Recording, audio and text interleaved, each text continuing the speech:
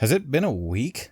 Wow, time really flies. Seems like just yesterday I was telling you about some of the best indie horror games from the itch.io top charts. Thankfully, I'm here to do that exact thing all over again. I'm Jan Holstrom of DreadXP, and this is your Ultra Indie Weekly Roundup.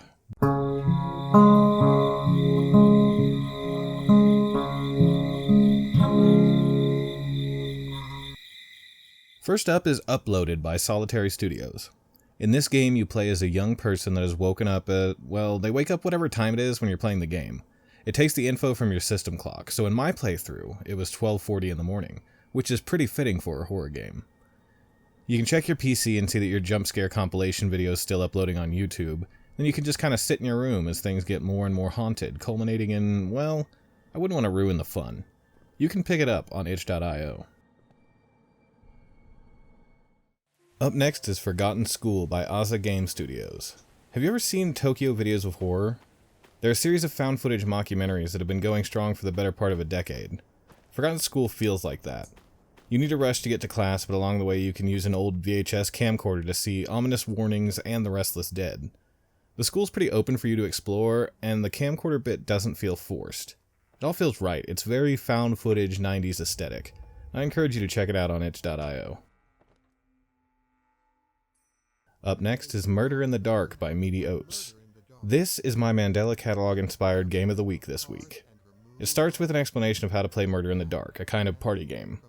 Then you're dropped in your room, and it's explained that she, whoever that is, took off into the tunnels, and you have to find her. What follows is about 7 minutes of creeping dread, just absolute dread. You'll start off following the ethereal sound of an old radio, which slowly switches to a soft crying. What will you find? Figure it out when you check this one out on itch.io. A small note. While I was playing this, I was getting mildly annoyed at a soft, repeating noise in my ear. I thought it was like a little bit overkill to have it play constantly throughout the game. It actually wasn't the game, it was my cat snoring on the couch behind me. My last pick this week is Press W to Move Forward by Nil Knight. This is an interesting one. You just push W to walk forward. Initially, it seems like you're just being subjected to a haunted house ride jump scare fest. There are a couple of jump scares at the beginning, and you'll think, oh, it's just one of those games. But instead, after walking for a ways, you'll cut to a story about a corridor. A place where you can escape to the freest place on Earth. Or get murdered. It's either paradise, or possibly there's a man in a suit waiting to end your life. It's odd. But what follows is a story that I interpreted as slowly losing your individuality through repetition and stress.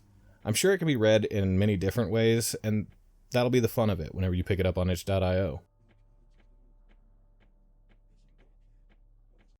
So that's the week. Which one of these do you think you'll play? You think you'll play all of them? Or will you just go back to Elden Ring? I mean, I'll probably play some more Elden Ring, I'm gonna be honest with you. If you like this content, like and subscribe, and drop a comment. Tell me what you like about these games, or if you're gonna play any of them. And I'll be seeing you around.